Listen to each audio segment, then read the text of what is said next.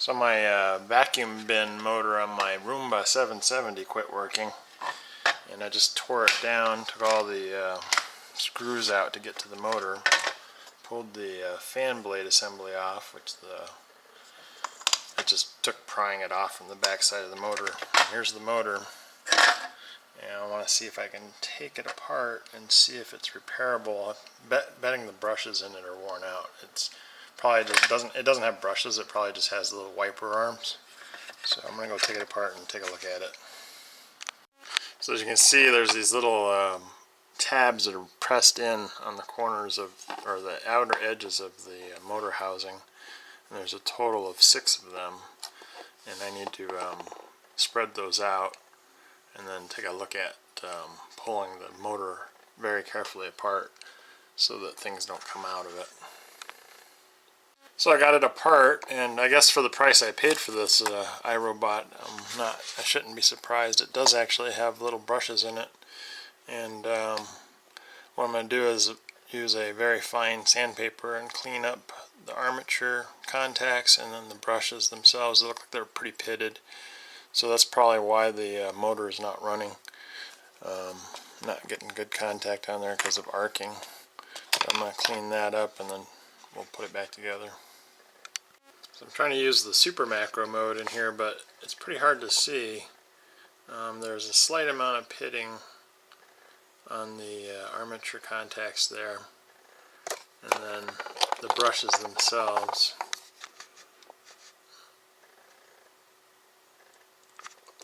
You have to spread them apart to see the contacts in there, but they're pretty dirty. So let me go ahead and try and clean those. So the first thing I'm doing is I'm just soaking them in a little bit of WD-40 to break down the particles that are in there. It looks like there's some kind of lubricant that was on it. Probably shouldn't have been a lubricant on it because these are just bronze bushings in here. So I'm going to let that soak for just a few minutes, and then I'm going to use a soft little nylon brush and bristle clean them first. Then I'll look at them under the microscope and actually see if there's any pitting that I can remove with sandpaper. Let the camera focus here. Anyways, after cleaning it with a little bristle brush, it actually doesn't look too bad on the armature contacts. So I also brushed the brushes with a brush, and they look pretty good. So I'm going to let those dry out, and I'm going to try and put it back together. This is the armature contacts. After cleaning it with WD-40 and then a bristle brush, I stuck it in some 91% rubbing alcohol to get the oil off of here. Now I just need to let that evaporate. Alright, I'm going to try and put this back together so you guys can see it. So what I've done is there's 2 little washers here that sit up next to the contacts, and I pushed those all the way down to the bottom of the shaft, and what I'm going to do is try and slide it carefully in between the 2 contacts, and then I can push it onto the contacts very carefully and get the brushes to seat without destroying the brushes. So see if we can get that done, and there we go. So now we're between the 2 brushes, and then I'm going to put this back into the motor housing. In the motor housing there's this little washer that sits on the top. I'm going to pull that off and put it back on after I stick the motor shaft through there, through the bushing. And on the housing of the motor there's a little indent here, and you just line that up and push it down. And before I smash all these tabs in, I'm going to put this motor on the power supply and see if it runs. But let's get that little washer on there.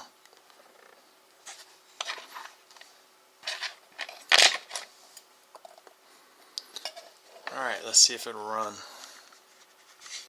Okay, so I have the motor hooked up to a variable DC lab supply, and I have a piece of tape on here just to see if it's spinning. And I'm going to go turn up the power supply just a little bit. So that's at 5 volts.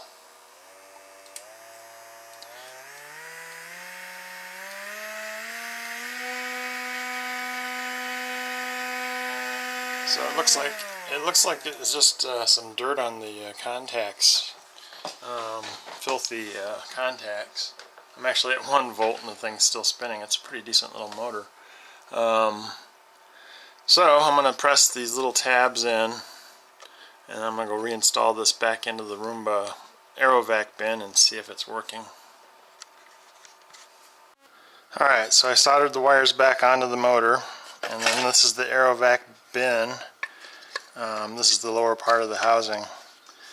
The wires actually, or the motor actually has this little locator pin that goes to this pin inside the housing. So you have to make sure that lines up.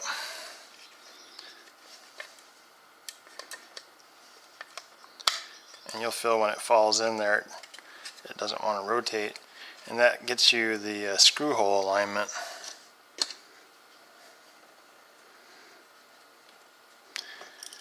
And pretty much to take this apart was just the reverse of what I'm doing right now. So I'm going to screw these motor screws in to hold the motor in.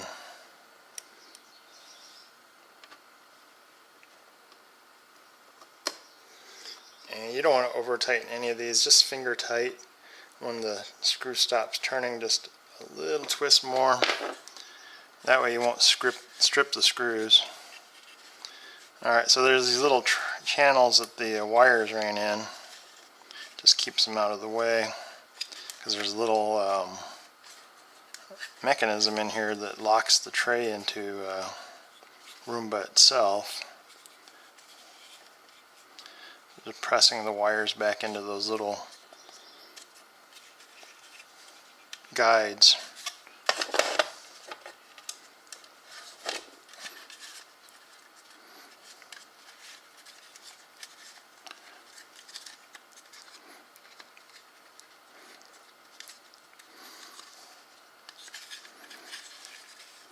That way, everything is the way it should be.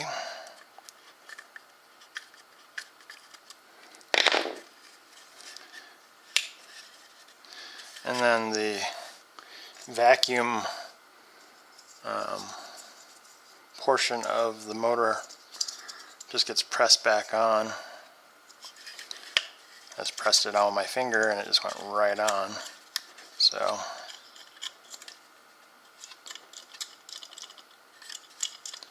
I don't know what that clicking noise is. Just see if I have anything out of whack here. Put it back on.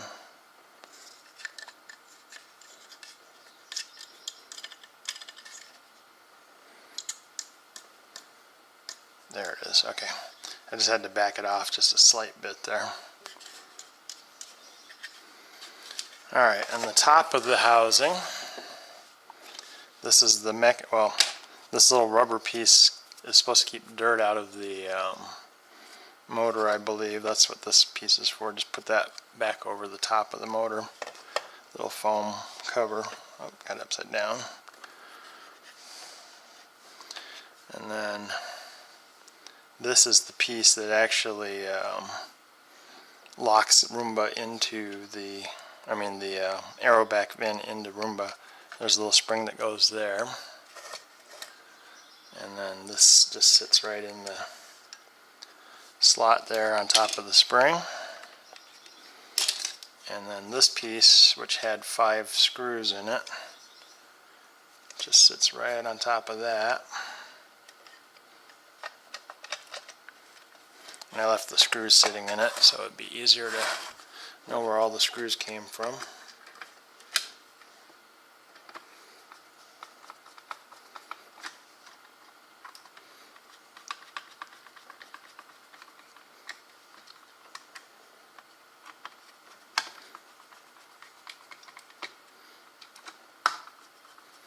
And I'm just going finger tight when the screws stop turning. Just a slight bit of pressure more and then I stop.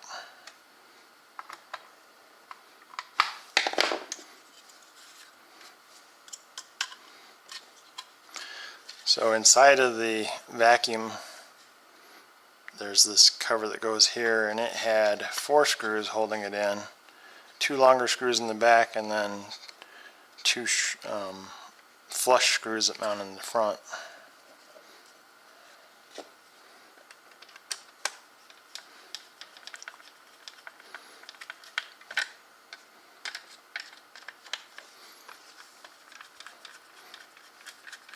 Sorry if I keep missing where the camera's at. The camera is kind of out of my view when I'm working on this thing, so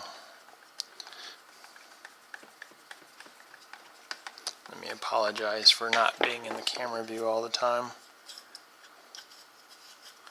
I'm just making sure this free spins in here, and it seems to, so we're going to put the plastic cover on that goes on top of that. And there are 6 screws that go in this, and there are longer screws that go in here. And I left most of the screws in there in the cover. Oh, let me back off of that. I forgot one piece that goes inside of here. The little filter assembly that goes inside of here.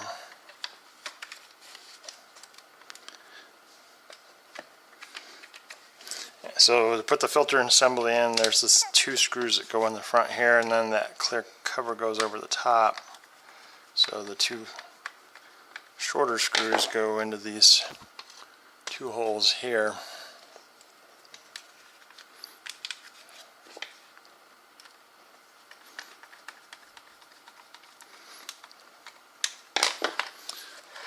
And then we'll put the clear cover back on.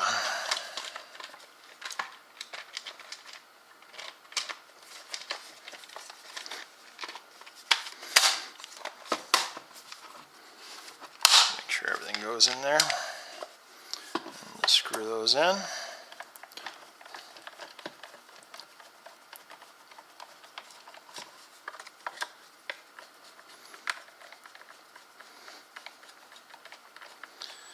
I actually had this Roomba. I bought it back in middle of 2014, and it's performed fairly well considering how much I put it through.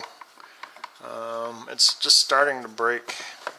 You can hear things starting to wear out in it, and this was one of the first things that stopped working, is the little Aerovac vacuum motor. So, but I think I'll be probably replacing the front brush motor soon too, or repairing it. I think probably replacing it because it sounds like there's a gear stripped in there or something, kind of making a clanking noise. But anyways, I'm going to put this back together, put it back into Roomba, see if the vacuum motor itself is working. When it's plugged in and turned on, and we'll be able to tell just by putting our hand back here and feeling if there's air blowing out of it when it turns on and starts running. Oh yeah. So anyways, I just ran it into something over there that stopped it from running. But I hope this video helps you repair your Aerobin II on your Roomba. If the motor stops working, it's a pretty easy fix, just a few minutes of work, and then it should be running again. So thanks for watching, and subscribe if you haven't. And if you liked the video, give me a thumbs up. Thanks.